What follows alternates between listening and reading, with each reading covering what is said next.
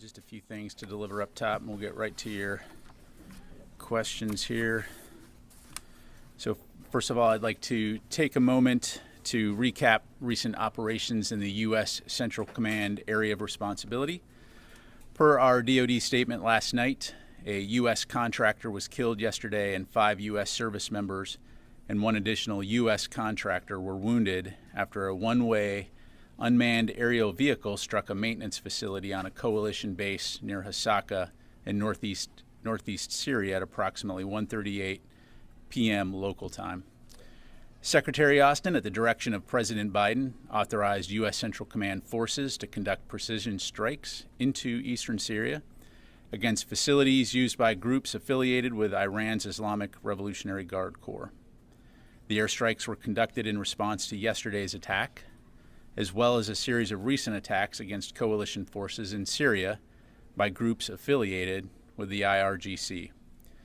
In terms of airstrike details, 2 U.S. Air Force F-15E fighter aircraft assigned to U.S. Air Force's Central and based in the CENTCOM area of responsibility struck 2 IRGC-affiliated facilities at approximately 7:40 p.m. Eastern Time, or 2:40 a.m. local.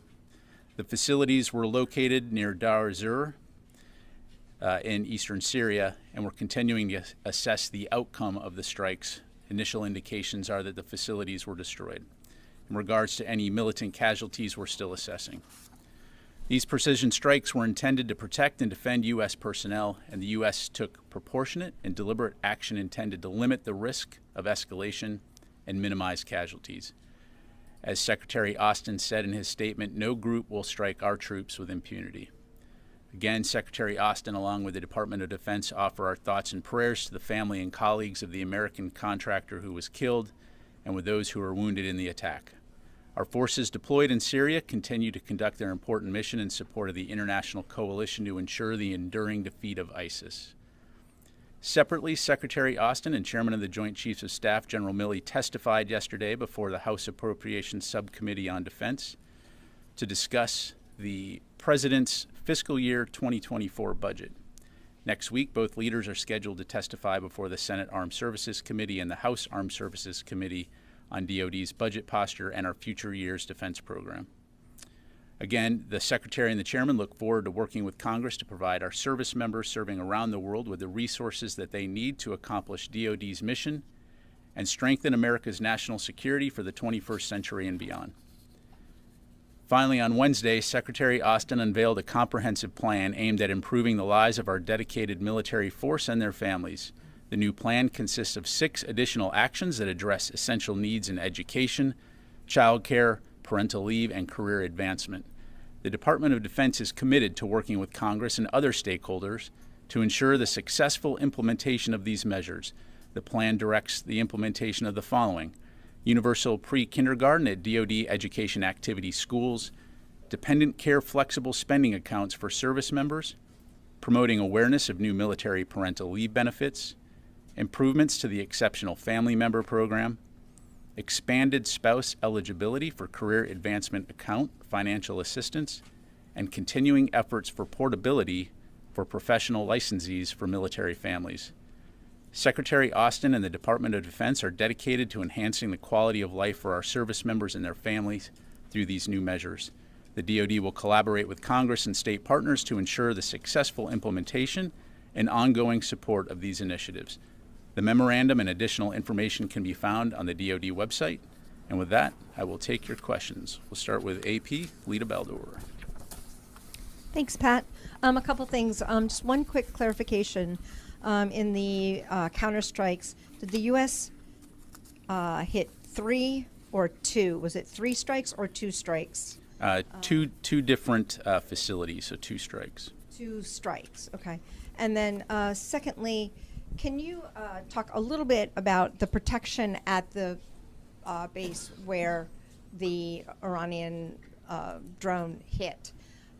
My understanding is that there was some either lacking protections there. Can you say whether or not any of the radars or aerostats or anything that are there either failed or were not operating?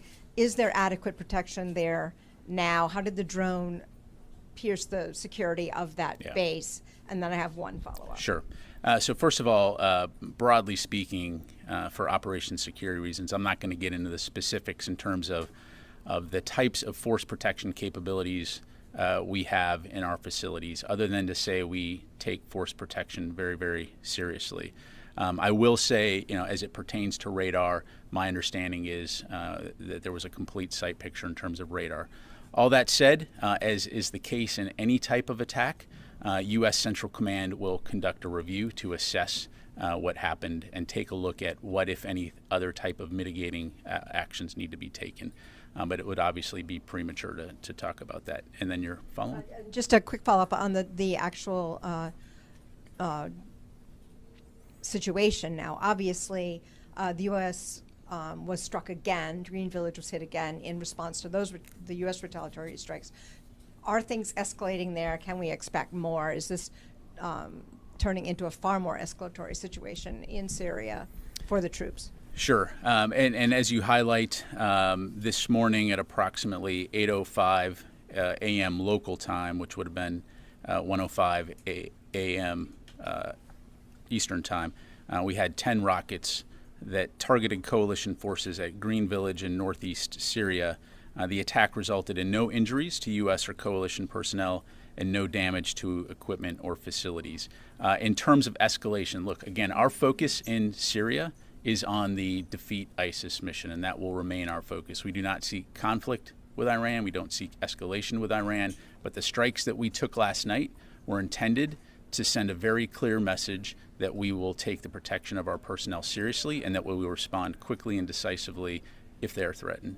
You go to Fadi. Thank you, General. I have two questions. So according to the DOD, the intelligence assessment is this UAV to be of Iranian origin.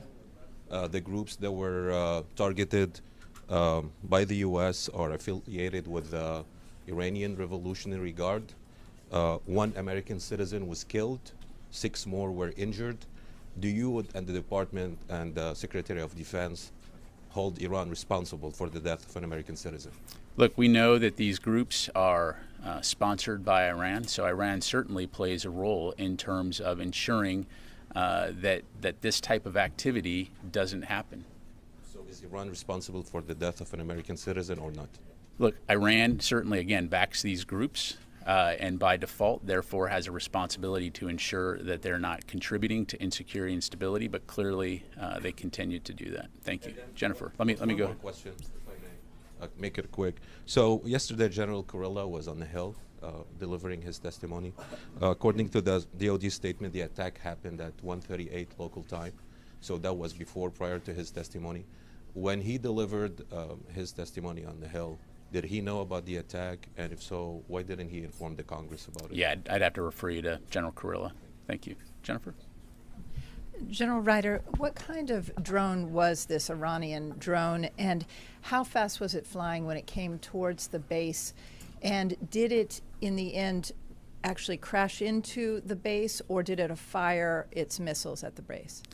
Yep, thanks, Jennifer. So we're still assessing some of those pieces. I don't have that information to provide, other than we are very confident that based on the forensics, based on the intelligence analysis that we've done, that it was of Iranian origin. Yeah, but did it crash into the facility or fire a weapon at the facility? It did not fire a weapon, to my knowledge. So if you say the radar was working and if you were tracking it, and drones don't fly that quickly, how is it that it was able to crash into the base? And you say that you're protecting those bases. Look, again, this is a dangerous part of the world. The work that we do is inherently dangerous. That's why you have the military in these types of places conducting these type of operations. We've seen rocket attacks, mortar attacks in the past from these kinds of groups. Again, CENTCOM will do an assessment in terms of the attack, but the fact is that these IRGC-backed groups conducted this attack, and unfortunately we had an American killed. But why wasn't there a contingency to shoot down the drone if it was coming into the base?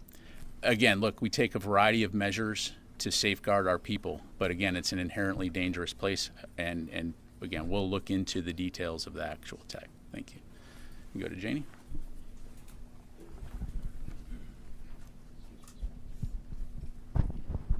Thank you, General. I have two questions.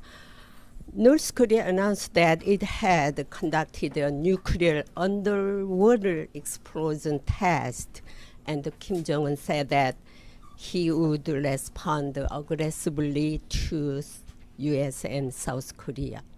How will the U.S. react to this? Yeah, so I'm aware that North Korea issued a press release about this supposed capability. I've seen the press reports, but I don't have any further information to provide on that. You're not concerned about Kim Jong-un's... Look, we're always prepared concerned to- about any type of destabilizing activity by North Korea.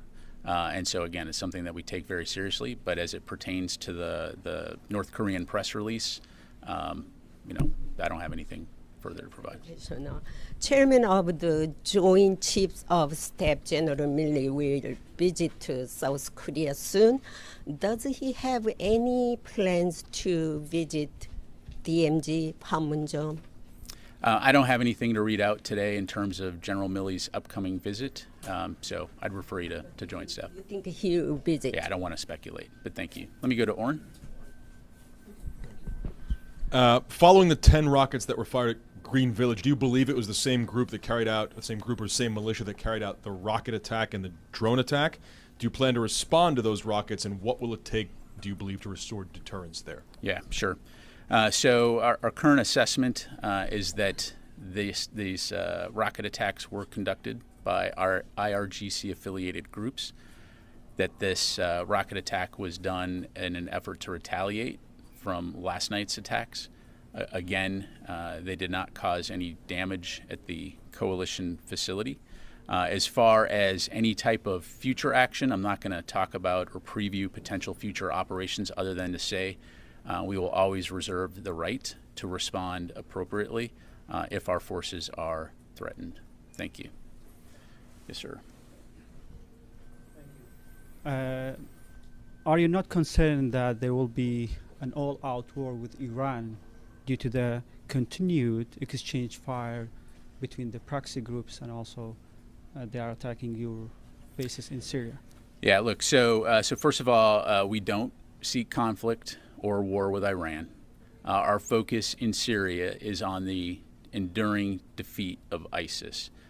Unfortunately, what you see in this situation are these Iranian-backed groups, not only in Syria, but conducting operations in the Strait of Hormuz, in the Gulf, in Iraq, conducting destabilizing operations that are meant to export terror and instability. Iran sending drones to Russia. And so, again, the United States and our coalition, our allies and our partners, we're focused on trying to ensure stability, security in these regions, and that will continue to be our focus. We do not seek a wider conflict, and so we will, that said, if our people are threatened, we will continue to respond appropriately and proportionately. It was not the first time, and they did it many more times, and they did it today as well. Will there be any additional response from the U.S. to these groups in Yeah, I think Syria I just and Iraq? answered that, right? So again, I'm not going to preview any potential future actions other than to, again, say that we will take appropriate action if our forces are threatened. Okay? Yes, sir. Yesterday, U.S. and ROK joint military exercise named the Field Shield 23 officially finished. How do you assess the outcome of this exercise? Yeah, thanks for the question. Unfortunately, I don't have any information on the exercise at this point in time, but I'd refer you to USFK. They could give you a good readout. So do you plan to do more additional such a large-scale joint military exercise between U.S. and South Korea? So I don't have any specific exercises to highlight here today other than to say that we very much value our relationship with South Korea, and that I'm confident we will continue to conduct a variety of exercises, exchanges, partnerships in order to improve interoperability, ensure that we're working together to ensure security and stability in the region. Thank you. Let me go to Qasim. General, I have a clarification question, and then I have separate. With respect to Iran back groups, in the past strikes, we wouldn't hear attributions from the DoD, and you are now very specifically mentioning Iran backed on a IRGC in this statement. Is this what is the reason behind that? Is this something new? Yeah, I can't speak for the past. All I can speak to is the information that we have, which is our intelligence community assessed that the origin of this drone was Iranian-made, and that the groups conducting this attack are affiliated with the IRGC. The other question about the contractors. The contractors killed, what was his job, one? And then how many contractors do you have in Syria? Do you have a ballpark number for us? Yeah, so I'm not going to provide any numbers. As you know, we work closely with a variety of contractors around the world conducting a variety of missions. In terms of the organization of this particular contractor, as a matter of policy, that is something that we will defer to the individual's company to highlight or provide, and so I'm not going to be able to provide any additional details on that. Okay? Let's see here. Yes, sir. Thank you for taking my question. So as Taiwanese President Tsai visits to the U.S. next week, so it is expected that there will be Chinese backlash. So does Pentagon going to respond some actions like changing the deployment or build up military around the area of Taiwan? Yeah, sure. On the transit of the president, that's really something for State Department to address. There, to my knowledge, really no DoD equities associated with that, nor are we changing any postures that I'm aware of. So, thank you. Got time for one more. Yes, ma'am.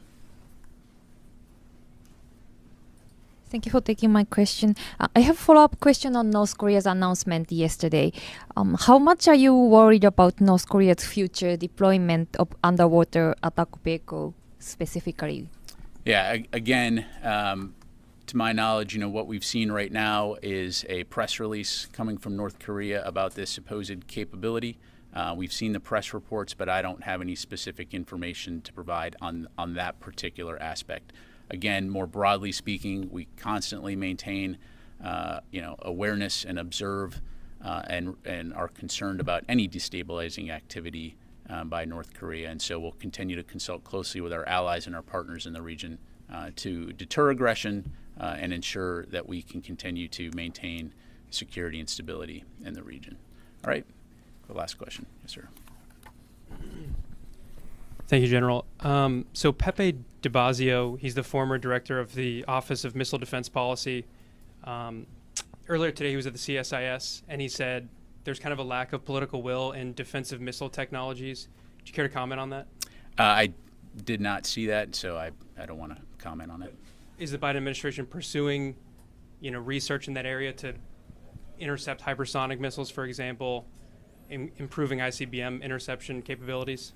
Yeah, I mean, look, broadly speaking, missile defense is something that the department takes very seriously for obvious reasons. I don't have specifics to provide to you. Certainly we can get with you offline.